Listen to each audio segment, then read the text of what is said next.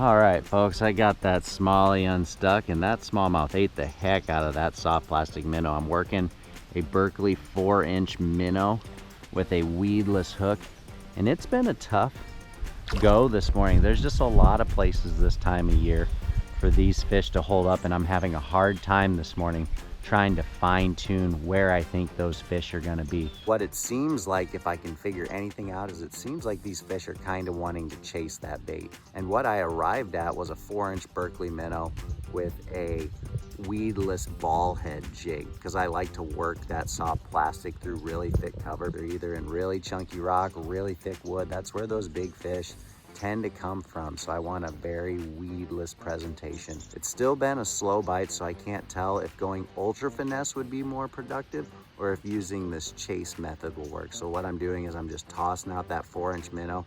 I'm just kind of vigorously jigging it, letting it fall, picking it up, dragging it on bottom, just doing a huge variety of things. Let's get out there, see if we can pick off maybe 1 or 2 more.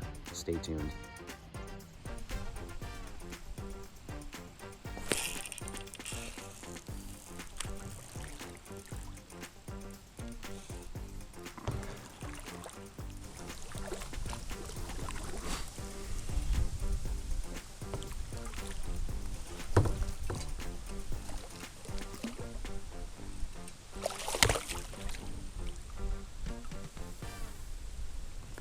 Oh, there's the biggest largemouth so far today, folks.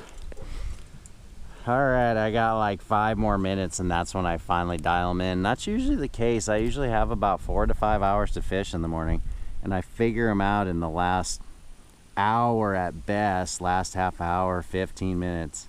So this will probably be the last one of the day on a jig in the deep submerged wood. Finesse, finesse, finesse, finesse, finesse. The opposite end of what I was thinking. Just dragging, dredging bottom with a jig. But I'm just feeling every little limb. I'm backed up on the bank. What I have going on is I've kind of just sitting on my kayak. The water's still warm, so I have my feet in the water anchoring me to the bank. And that's helping me really feel these fish because they're in a not good mood. There's one right there again.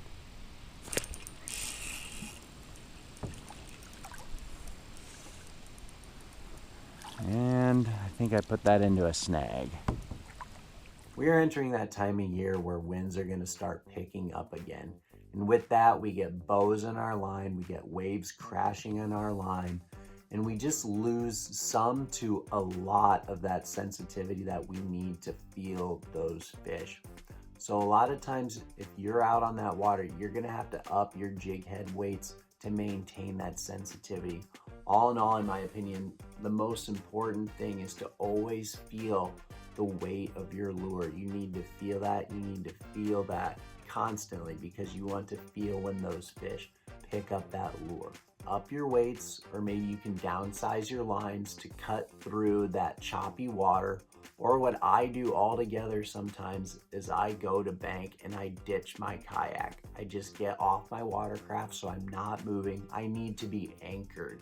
I need to be anchored. I need heavier weights so I can feel those fish, because a lot of times those fish are biting very subtle. Keep in the back of your head that on those days where you have heavy winds, heavy chop, downsize your lines maybe, upsize your weights, or just make sure that you have spot lock or some way to stay anchored. You do not want your watercraft moving when you're fishing through those areas, because you need to be able to feel those fish on that choppy water. Windy time of year, we deal with it every year, spring and fall, so it's just another variable in the fishing game. Don't let it worry you. Get used to fishing in the breeze and learning how to combat it and catch those fish in any conditions. That's all I got for you guys. Get out there, catch a fish, like and subscribe. Peace.